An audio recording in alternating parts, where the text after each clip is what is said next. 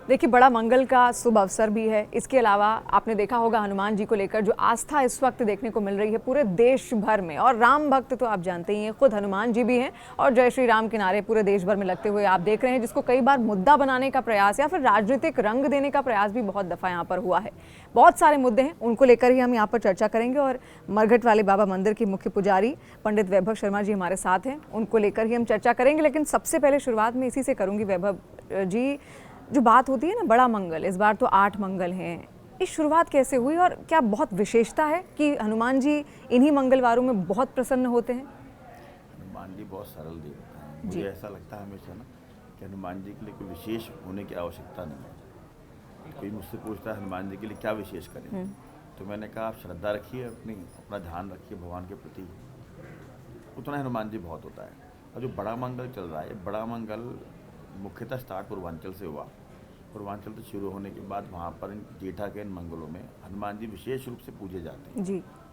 तो वो परंपरा पूरे भारतवर्ष के अंदर प्रचार प्रसार हुआ उसका।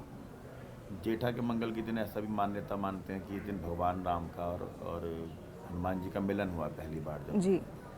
तो इस तरह विशेष मानते हुए। और लेकिन इसका एक दो साइड है।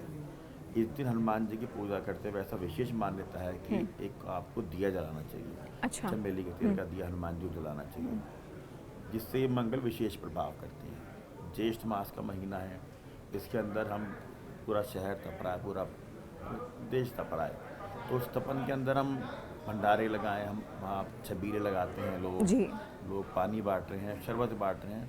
तो जैसा हमारा सनातन धर्म है उसमें रास्ता निकाला गया है, हर चीज़ का रास्ता निकाला गया है। इतनी गर्मी है तो भगवान के रास्ते से लोगों के अंदर धर्म कार्य करे जाएं। जेठा के मंगल विशेष हैं, इन मंगलों में हनुमान जी की विशेष पूजा का रहता है। और दिया जलाने का प्रावधान है कि दिया जरूर जलाना चाहिए हनुमान जी को, चमेली के तेल का होते हैं। चमेली के तेल का विशेष, चमेली के तेल का दिया जलाएं। और ना जा सके मंदिर तो कोई बात नहीं, अपने घर में जलाएं। आप कुछ नहीं कर सकते, आप भंडारा नहीं लगा सकते, या आप कुछ छबील नहीं लगा सकते, 2 पानी की बोतल, 4 पानी की बोतल अपने घर के बाहर, रिक्शा वाला हो, लेबर हो, कोई रिक्शा चला रहा हो, कहीं काम कर रहा हो, तो उनको दे दें। तो ये रास्ता इसी प्रकार से मुझे लगता है जेठा के जो मंगल बनाए हैं और जिस तरह से करके बनाया गया है, तो ये उसका कारण है। अच्छा, हनुमत भक्ति मतलब हनुमान जी कैसे खुश होते हैं? उनकी भक्ति अगर कोई करता है तो वो खुश होते हैं, जैसे आपने कहा चमेली के तेल का दिया भी आप जला सकते हैं। इसके अलावा हनुमान चालीसा का पाठ भी होता है, बजरंग बाण का भी पाठ होता है, उससे वो ज़्यादा प्रसन्न होते हैं? या जब आप राम भक्ति में लीन हो जाते हैं तब उनकी भक्ति और बढ़ जाती है? आपने पूछा हनुमान जी को प्रसन्न करने का रास्ता क्या है? उस मतलब सिर्फ हनुमान जी को अगर प्रसन्न करें? एक ही रास्ता है, वो है भगवान राम। अच्छा, ठीक है। भगवान राम। अब हनुमान जी की सेवा करोगे तो शायद हनुमान जी आपके साथ ध्यान ना दें, लेकिन भगवान राम की सेवा करोगे तो हनुमान जी आपसे जरूर प्रसन्न होंगे। उनके हृदय के अंदर विराजते हैं भगवान। हाँ। तो आप देखो, एक बड़ा जिस तरह से संगम बनाने निभाया है, रुद्रावतार है हनुमान जी और भगवान राम विष्णु जी का अवतार है। अब उनके हृदय के अंदर वो वास करते हैं। अगर आपको विष्णु जी चाहिए तो शिव की आराधना का और जरूरी है, और विष्णु जी की आराधना के लिए लक्ष्मी जी की आराधना जरूरी है। रामेश्वर की पूजा करके वो युद्ध विजय करने गए भगवान राम, और रामेश्वर साथ चल रहे थे उनके हनुमान जी महाराज, जिनके हृदय के अंदर निवास करते हैं स्वयं भगवान। और ये रामचरितमानस के अंदर लिखा हुआ है, अगर आप शिवद्रोही ममदास कहावा सो नरमुहि सपने भावा, मतलब अगर आप शिव जी की पूजा नहीं करें तो भगवान कहाँ प्रसन्न होंगे। उत्तरकांड में देखिए नमामि शमीशान जैसी स्तुति है। तो भगवान हनुमान जी की कृपा पाने का रास्ता भगवान राम की सेवा के तहत ही है। आप देखिए रामचरितमानस का पाठ कीजिए, लोग पूरा पाठ नहीं कर पाते, सुंदरकांड का पाठ कीजिए, सुंदरकांड नहीं कर पाते, हनुमान चालीसा का पाठ कीजिए। वो उसमें कहीं ना कहीं हनुमान जी को उनका बल याद दिला रहे हैं, हनुमान जी को याद दिला रहे हैं कि आप राम जी के सेवक हैं, हनुमान जी को याद दिला रहे हैं कि आप राम जी कृपा पात्र हैं आप। तो उनको अच्छा लगता है, भगवान ऐसे प्रसन्न होते हैं। और भगवान को प्रसन्न करने के लिए सिंपल एक ही उपाय, राम राम राम राम राम राम राम राम, क्योंकि अजर अमर हैं भगवान। और आपके 2 छोटे से राम राम बोले आपके लिए फ़ायदा करने वाले हैं, वो भगवान को प्रसन्नता प्रदान करते हैं। अच्छा, आजकल आपने देखा होगा हर कोई भगवान राम का नाम ज़रूर लेता है। कई बार बड़े बड़े नारे लगते हैं, जय श्री राम जय श्री राम। नारे तो लगते हैं, सड़कों पर लोग उपद्रव करने लगते हैं उनका नाम लेकर, और वो आचरण उनके अंदर वैसा नहीं है जो भगवान राम का रहा है। मर्यादा पुरुषोत्तम उनको कहा जाता है, वो हुड़दंग मचाने लगते हैं बीच सड़क पर, लेकिन नाम वो ले रहे हैं भगवान श्री राम का। ऐसा कैसे? और कैसे इस चीज़ को सुधारा जा सकता है? लोग समझ क्यों नहीं पा रहे उस नाम की आस्था? देखिए मुझे ऐसा लगता है कि जब आप किसी कार्य को करने चलते हैं तो आपके हमेशा अच्छे लोग नहीं होते, हर तरह के लोग आपके साथ जुड़ते हैं। कुछ लोग उसकी कृपा पात्र बनना चाहते हैं, कुछ लोग उसका इस्तेमाल करना चाहते हैं। जैसे आप ध्यान कीजिए, सरसंघ चालक जी ने कहा था ये पीछे जब ये विवाद चल रहा था एक मस्जिद का, तो जब बहुत ज़्यादा हो गया तो उन्होंने कहा हमें हर मस्जिद के नीचे मंदिर ढूंढना बंद करना चाहिए। जी, तो भोजशाला वाला ही शायद। हाँ, तो उन्होंने इसलिए ये वाला विषय कहा था कि जब कोई विषय कोई संगठन देख रहा है, सरकार स्वयं देख रही है, तो हमको हर बार अपना कानून हाथ में नहीं लेना चाहिए। जी, देखिए विरोध होना चाहिए, विरोध होने के कई तरीके हैं। आप पहले उन तरीकों को इस्तेमाल कर लीजिए। कहते हैं ना साम दाम दंड भेद। हाँ, तो हर चीज़ का समय है, हर चीज़ का समय निश्चित है। तो आप भगवान राम का नाम लेकर के आप देखते होंगे पता नहीं कितने ऐसे सामाजिक कार्यकर्ता नेता भी भगवान राम का नाम ले रहे हैं और अपना पटका डाल करके कुछ भी खा रहे हैं। तो ये बहुत बड़ा अपराध है अपने आप में। आप ऐसा कैसा कर सकते हैं? तो हनुमान जी का नाम ले, भगवान राम का नाम लेकर के जो नारे मार रहे हैं और वहाँ पे उपद्रव कर रहे हैं, तो भगवान कैसे प्रसन्न होंगे भाई? बिल्कुल भी नहीं। ऐसा नहीं हो सकता। आप भगवान का नाम लीजिए और वैसा आचरण रखिए अपना। जितने भी संगठन है, चाहे मैं खुद काम किया हूँ बजरंग दल के अंदर, तो वहाँ पहले ही सिखाया जाता है रीति नीति। वो इसलिए सिखाई जाती है कि हम कोई गलत काम ना सीखें, गलत काम ना करें। अब कोई आज तक लोग आपको वर्ग के बारे में शायद पता हो, वर्ग होता है वो वर्कशॉप की तरह होता है, वहाँ सिखाया जाता है हमें ये नहीं करना जी। तो आप समझेंगे जो पुराना कार्य करता है वो ऐसे। लेकिन जब कुछ नया शुरू होता है ना, तो 14 के बाद से 2014 के बाद से इस प्रकार के लोग बहुत बढ़ गए हैं अपने देश में, तो दुरुपयोग करते हैं भगवान के नाम का। दुरुपयोग करते हैं। इसके अलावा आप जब यहाँ पर आपने वो भोजशाला मस्जिद का आप यहाँ जिक्र भी कर रहे थे, उनका भोजशाला मस्जिद में जो सुनवाई हुई, अब वहाँ पर सरस्वती पूजा भी हो रही है। जो हिंदू भाई हैं वो भी वहाँ पर पहुँच रहे हैं, माँ सरस्वती को पूज भी रहे हैं और एक तरफ लगातार नमाज भी हो रही है। इसको लेकर क्या कहेंगे आप? एक लंबी लड़ाई इसको लेकर भी लड़ी गई थी। एक लंबी लड़ाई लड़ी गई, हम सब बिल्कुल लंबी लड़ाई। हम सबको ये समझना पड़ेगा कि इस्लाम इस देश का मूल धर्म नहीं था। जी। तो इस्लाम इस देश का मूल धर्म नहीं था, तो वो बाहर से यहाँ आए, वो आक्रांता थे, मूलतः आक्रांता थे। उन्होंने हमारे यहाँ पर आने के बाद परिवर्तन करा। ये धर्म परिवर्तन बहुत मैसिव स्तर पे हमारे पूरे देश के अंदर हुआ। जब पूरे देश में मैसिव स्तर पे धर्म परिवर्तन हुआ तो सबको ये पता है कि उनका पैटर्न क्या होता था। वो मंदिरों पे कब्जा करते थे, मंदिरों के अंदर मस्जिदों में कन्वर्ट करते थे और उसी के मलबे को ढा करके, चाहे आप मथुरा की मस्जिद देख लें, उस सीढ़ी के अंदर ऐसा बिल्कुल वहाँ पर है और ये सत्य बाहर आएगा। तो जब वो बात करते हैं उस मस्जिद की, उस मस्जिद में जब पूर्व के अंदर मंदिर था, ऐसा तो है नहीं कि कोर्ट ने कोई निर्णय ऐसे अपने आप दे दिया कि सुबह रात को जज साहब के मन में आया, नहीं, सारे साक्ष्य जुटाए गए। एएसआई ने सर्वे करा, एएसआई के मल्टीपल सर्वे वहाँ हुए। उस सर्वे के अंदर ये निष्कर्ष निकला है कि हाँ वहाँ पे हिंदू चिन्ह, वहाँ पे मंदिर था, वहाँ पर इस प्रकार का स्ट्रक्चर था जो मंदिर का है। जी। एएसआई एक भारत सरकार की संस्था है जो हवा के अंदर बात नहीं कर सकती, जो सरकारों के अधीन काम नहीं करती, कोर्ट सरकार के अधीन नहीं है। जी। जब एएसआई ने उस सर्वे करके वहाँ पर 2000 पेज की रिपोर्ट दी है, तो वो 2000 पेज की रिपोर्ट माननी नहीं है। कुछ मौलाना मौलवियों ने कह दिया कि भाई 1100 के बाद में कभी विरोध नहीं हुआ। विरोध का मौका लगा कहाँ? 1100 के बाद में कितना लंबा समय इस देश में आक्रांताओं ने शासन करा। आज जा करके कम से कम वो हिंदू की आवाज़ निकल करके बाहर आई है कि जिस आवाज़ से चला पता कि हाँ वो हमारा मंदिर था। जी।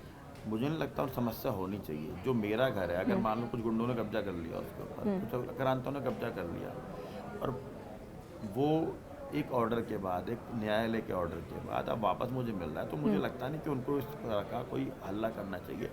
और यहाँ से एक भाईचारे का संदेश भी दिया जा सकता है अगर हम चाहें, क्योंकि आप वहाँ पर नमाज भी पढ़ रहे हैं और आप वहाँ पर पूजा भी कर रहे हैं। बहुत अच्छा संदेश देश को जा सकता है, एकता को। अच्छा संदेश था। आप ध्यान कीजिए, पिछली सरकार ने, शायद उनकी शिवराज सिंह की सरकार थी, जी जी, उससे पहले सॉरी वो कांग्रेस सरकार जी, उन्होंने स्वयं ही ऑर्डर दिया था कि भैया शुक्रवार के दिन आप नमाज पढ़ लेना, कमलनाथ शुक्रवार को आप नमाज पढ़ लीजिएगा और आप दिन आप पूजा कर लीजिएगा जी। एक रास्ता बनाया था, लेकिन मैं इसमें थोड़ा सा मैं विरोधाभास मानता हूँ अपना। मेरा ऐसा मानना है कि जब वहाँ मंदिर है तो मंदिर होना चाहिए जी, क्योंकि रीति नीति और नियमित पूजा भी, हाँ, रीति नीति और पद्धति भिन्न है इस्लाम की और हमारे हिंदुत्व की। तो ये फ़र्क है तो फ़र्क ही रहना चाहिए और जब ये वहाँ पर था तो ऐसा ही होना चाहिए। अब वो ज्ञानवापी हो गया या किसी और वहाँ पे वो कहते हैं जी आप 4 दिन पूजा कर लो, मैं कहता हूँ भैया निर्णय लो, निर्णय लो। और मेरा इस प्रकार से ये भी सोचना है जो आपने कहा जी, कि एक भाईचारे का है, उसका संदेश जा जाता है। सकता है, एकता का संदेश जा सकता अब वो क्या होता है, वो कहने लगे जी ओवैसी जी बोले है। कि जो एक लॉ है उस कानून का वो हो गया कि 47 के बाद के जो भी स्ट्रक्चर हैं वो जैसे हैं वैसे रहने चाहिए। जिस भी मंदिर की हम आज बात करते हैं या हिंदू बात करता है, जिस भी मंदिर की बात करता है, ये वो मंदिर हैं जिन पे हमारी पीढ़ियों की आस्था जुड़ी हुई है। देश 47 में आज़ाद हुआ, लेकिन किनसे आज़ाद हुआ है? वो अंग्रेज़ों से। जी, हम तो वहीं हैं, पीढ़ियों से वहीं हैं। भगवान राम है, आप किसने बताया आपको ये वाली बात? आपके माता जी, ने, आपके पिता ने। हनुमान जी ऐसे होते हैं, किसने बताया आपके वाले? आपके माता पिता, आपके जी, गुरुओं ने। हम इन अक्रांताओं से बचते हुए, अपना धर्म बचाते हुए, हम सब इन धर्म अपने धर्म का पालन करते हुए, अपने ग्रंथों का पालन करते हुए यहाँ दिख रहे हैं। अगर इतने बड़े बड़े विषय जहाँ भगवान कृष्ण का जन्म हुआ या भगवान राम का जन्म हुआ, अगर चल करके इस तरह कर दिया गया होता तो कितना अच्छा सद्भाव का वो जाता बेशक। देश। आज हमारे देश में कहते हैं 30% मुस्लिम है। 30% छोटा चंक नहीं होता, जी, बड़ा चंक बड़ी होता है। संख्या है। लेकिन 70% हम भी तो हैं जी, इस देश के अंदर। मेजोरिटी में होने के बावजूद मेजोरिटी के धर्म का कोई सम्मान नहीं है। जी, आप ध्यान कीजिए, मतलब शाकंभरी मंदिर है, शाकंभरी मंदिर सहारनपुर बेहट से आगे पड़ता है। वो सहारनपुर बेहट जब पार करते थे तो भय लगता था कि ऐसा ना हो कि कोई गाड़ी वहाँ में कोई टक्कर लग हाँ, जाए, कोई झगड़ा कर ले, झगड़ा करा तो क्या करेंगे। हमको हमारे देश में जाते भय लगता है। जाम मस्जिद वगैरह हम, अब तो मुझे पता नहीं, हम आज से 15-20 साल पहले जाते हल्का सा भय लगता था कि भाई ऐसा ना हो यहाँ कोई झगड़ा कर ले, कुछ हो जाए। क्यों? 30% के हमारे 70% भय में रहेंगे क्या? ये गलत है। अगर ऐसा हो रहा है तो गलत है, होना ही नहीं चाहिए, होने भी नहीं दिया जाएगा। आप जब हाथी छोटा होता है तो हाथी को रस्सी से उसका पैर बांध देते हैं, तो हाथी को बहुत लंबे समय ऐसा लगता है कि भाई मैं मूव नहीं कर पाऊँ। मुझे हाथी बड़ा होता है तब भी वो रस्सी से काम चल जाता है। हाथी को लगता है मैं इस रस्सी को तोड़ नहीं पाऊंगा। लेकिन अब ये हाथी, ये हिंदू जाग गया है, ये जान गया है कि मैं रस्सी को 2 मिनट में तोड़ दूंगा। तो मेजोरिटी आज ये जान चुकी है हर स्तर पे, चाहे आप कानूनी स्तर पर हो, चाहे धार्मिक स्तर पर हो, चाहे शक्ति के स्तर पर, सब जानते हैं कि हम कहाँ खड़े हैं। अब ये हाथी को अगर आप बांधने का प्रयास किसी रस्सी से करेंगे तो हाथी बांध नहीं पाएगा। अब हाथी को, जैसे बीच में आपने कहा जय श्री राम बोले, गलत करने वाले लोग, गलत सही नहीं है, एनर्जी है ये तो, हर तरह की एनर्जी है। अब शंकर जी की बारात में देवता भी गए थे और गण भी गए असुर थे। भी गए। हाँ, गण कहते हैं, ठीक है, आप गण गण कह गण सकते हैं। जी, कहते जी, हाँ, तो शुक्राचार्य जब गुरु बने जी, के असुरों के, वो भी बहुत बहुत ज़्यादा ज्ञानी थे। जी, तो शुक्राचार्य, लेकिन अलग एनर्जी थी। जी, गुरु बृहस्पति अलग एनर्जी थी, तो अलग एनर्जी है। अब जय श्री राम बोल करके अगर मान लो तलवार चल रही है, क्या कर सकते हैं? क्योंकि ऐसे अल्लाह बोल के भी तलवार चली ना पहले। तो समय है, मुझे ऐसा लगता है कि कुछ 2-4 स्थान हमारे हिंदुओं के ऐसे हैं, अगर उनका जो मिलने चाहिए, जो हमारा हक है। मिलेंगे, मिलने नहीं चाहिए, मिलेंगे। जी, अगर उसको सद्भाव से, सम्मान से, सौहार्द से, आपस में मिलजुल के कोई रास्ता निकलेगा तो बहुत अच्छा संदेश जाएगा एक पूरे समाज के लिए, देश के लिए। आज हमारा देश जिस कोने पे खड़ा है, जी, बिना किसी के करते हुए, पर कैपिटा इनकम हमारे अगले 7 साल में डबल होने वाली है। जी, ये इकोनॉमी कहती है किसी भी देश की, जी, जहाँ जिस देश की इकोनॉमी पर कैपिटल इनकम डबल होने वाली है, और वहाँ पर अगर हम धर्म के नाम पे लड़ेंगे तो ठीक नहीं है। जी, तो मेजोरिटी को, उस हाथी को जो अपना बलब जान चुका है, दबा अब कोई नहीं सकता। कोई नहीं दबा सकता। इसी से जुड़ा हुआ एक टॉपिक है धर्मांतरण का। बहुत अवैध धर्मांतरण हो रहे हैं और अभी हाल ही में एक 14 साल का शायद एक बच्चा था जिसको नौकरी के बहाने बहला फुसलाकर उसको जम्मू ले गए। जम्मू में उसको बाकायदा धर्मांतरण करवाया गया है, काम भी करवाया जाता था बाकायदा, चाइल्ड लेबर में भी ये आ चुका है। और फिर बाद में वो उसने शायद अपने माता पिता को फ़ोन किया कि उसको दबाव में उसका धर्मांतरण यहाँ पर करवाया गया, अब उसकी वापसी हो रही है। इसको लेकर क्या कहेंगे? बहुत केसेस हैं ऐसे, महिलाओं के साथ हो रहा है, कितना वो भी आपने देखा। आपको हमारे को संज्ञान में नहीं है लव जिहाद के जी। जितने केसेस होते हैं। जी, लव जिहाद लोगों को बड़ा पॉलिटिकल टर्म लगता जी। है, लेकिन आप उससे पूछिए, मेरे संज्ञान में है, हम ना हर महीने से बहुत सारे केस देखते हैं लव जिहाद के, धर्मांतरण के। उत्तराखंड से 12 साल की लड़की को एक मौलाना जी वहाँ से लेकर के देहरादून ट्रेन में लेकर के आए। आरपीएफ के जवान ने उसको देख के रोक लिया, 12 साल की लड़की को, उसको बैठा लिया। ये पणजी रेलवे स्टेशन का, वहाँ से फिर हमारा एक कार्यकर्ता, उसका फ़ोन आया मंदिर का भक्त कि ऐसे ऐसे कुछ हुआ है। हम 10-12 लोग वहाँ स्टेशन पे गए। स्टेशन में गए, पहले लड़की भ्रमित थी, अब लड़की 4 दिन से यहाँ आई हुई थी, घर से निकली हुई थी। हमने उसके माता पिता का फ़ोन नंबर लिया, उसके माता पिता को फ़ोन किया, और माता पिता उसे घर में लेने को तैयार नहीं थे, बोले हमें लड़की घर में नहीं रखनी है। वो मौलाना जी जिसकी उम्र 28 साल थी, लगभग दुगनी उम्र के आदमी, वो उसको लेकर के घर से भागा हुआ था। अब ये हुआ कंप्लेंट कौन दे जी, कंप्लेंट देगी तो पुलिस काम कर सकती है, तो कानून अपना काम करता है ना, ड्यू कोर्स। वो ड्यू कोर्स लॉ का तब होता है कोई कंप्लेनेंट हो, कंप्लेनेंट नहीं था। फिर उस लड़की को रात को आश्रम में ठुकवाया गया, आश्रम में जो वहाँ ठहराया गया, उसके माता पिता को 4 लोग जाके समझा के आए देहरादून जा करके, तब जाकर उन्होंने लड़की को वापस लिया। ऐसे कितने सारे केस हैं जो लोगों को पता ही नहीं चलते। लड़कियां प्रेम उसमें फंसती हैं, जाके वहाँ पहुँचती हैं, शादी होने के तक तो कहते हैं हिंदू शादी करेंगे, होने के बाद कहते हैं धर्म बदलो। अब आप और हम सब जानते हैं हमारा समाज किस तरह काम करता है। शादी होने के बाद कहीं ना कहीं, और दूसरे धर्म में तो बहुत बड़ी बात है, या गरीब अमीर का फ़र्क है, दूसरे धर्म में शादी होने के बाद माता पिता डिसोन कर देते हैं अपने बच्चों को। ऐसे डिसोन करे हुए कितने ही बच्चे इस पूरे देश के अंदर आज अपना जीवन कैसे भी काट रहे हैं जी। तो ये धर्मांतरण, लव जिहाद एक बहुत बड़ा विषय है और बहुत विस्तार विषय है। अब जा करके आप सब इतना हमें कवर करने लगे, इतना जानकारी होने लगी है। इसको रोकने के लिए ऐसा पुख्ता कानून और उसका पुख्ता कानून का एग्जीक्यूशन बहुत आवश्यक है। अब मुझे लगता है कि हमारे कोर्ट्स के अंदर इस तरह के अलग लीगल एड के वो बनने चाहिए कि जो इस तरह लीगल एड दे सके। जितने हिंदू संगठन हैं सब के अंदर अभी नई योजना बना करके इस तरह का रखा गया है, एक लीगल सेक्शन बनाया जाए जो इस तरह के धर्मांतरण और लव जिहाद के केसों के अंदर मदद करें जी। और जहाँ भी ऐसा कोई केस होता है, जो जागरूक लोग हैं, हम भी जागरूक जाते हैं, विश्व हिंदू परिषद, बजरंग दल। अब लोग ये सोचते हैं बजरंग दल का एक ही है पत्थर फेंकने का, अरे नहीं भैया, यही बजरंग दल जब कोविड था, मैं तब बजरंग दल का पालक अधिकारी था, पूरे कोविड में हम लोगों ने सैनिटाइजर वो बांटे हैं, किट बांटी हैं।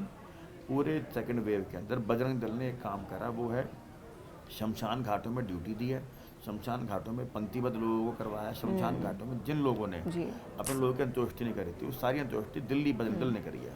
दिल्ली का तो हमें पता है, पूरे भारत में चलाया होगा अभियान इस तरह का। सेवा के कितने कार्य होते हैं। और बजरंग छोड़ दीजिए, जितने सामाजिक संस्था है, अग्रसेन अस्पताल एक संस्था है, इतना बड़ा सिस्टम वो लोग चलाते हैं, उनके 3-3 अस्पताल है, लोग उससे बहुत नॉर्मल इलाज करते हैं, लोग कम से कम खर्चा लेकर के। इस प्रकार की संस्थाएं जो करती हैं। अब जो बड़ा मंगल, जो हमने बड़ा मंगल शुरुआत शुरू करा था जी, बड़ा मंगल जी, मंगल इतनी संस्थाओं में बैठती हैं जो सब वहाँ भंडारे लगा रही हैं लोगों के। अल्टीमेटली कहने का तात्पर्य है सनातन हिंदुत्व में समाज सेवा भाव सबसे सर्वोपरि रखी गई है। लेकिन इस सेवा करते करते हमारा समाज जागृत करके ना जानना भी है कि धर्मांतरण हो रहा है, हमारे अंदर जो घुसे बैठे हैं लोग बदलने वाले, उनको लेकर क्या कहेंगे जो ये कहते हैं कि इतने बच्चे पैदा करो, 3 बच्चे पैदा करो, 3 से ज़्यादा करो, 4 करो, अपनी संख्या बढ़ाओ।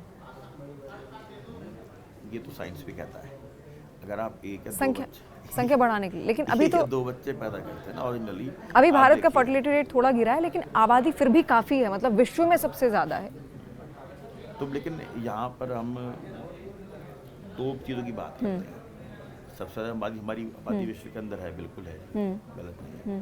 लेकिन आप देखिए अभी ज़्यादा नहीं, 15-20 साल पहले तक youngest economy of the world कौन थी?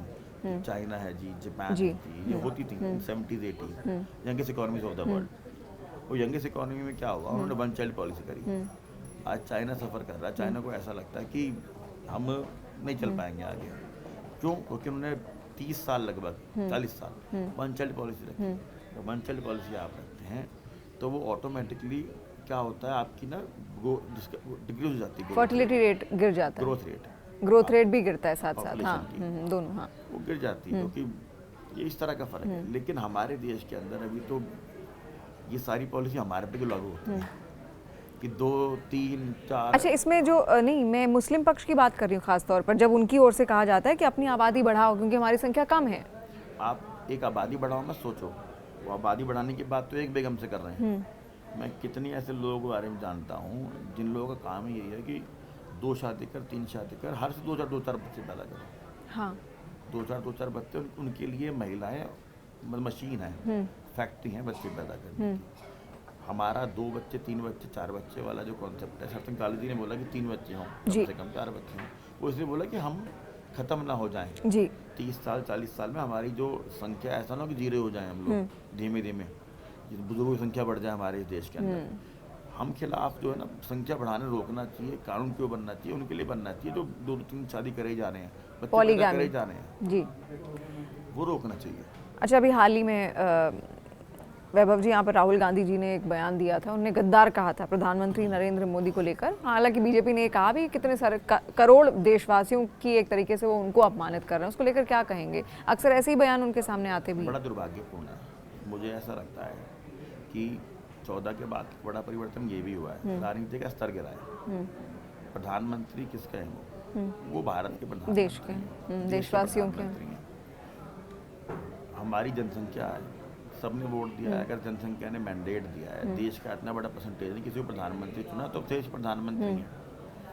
उन्होंने अगर ये बोला है कि आप तेल आप कम यूज़ करो, थोड़ी बचत करो, बचाओ।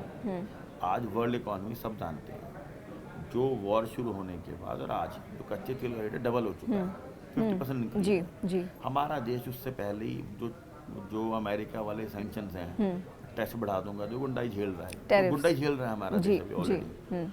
उसके बाद अभी ये नया जो वॉर स्टार्ट हो गया ईरान अमेरिका, हॉर्मुज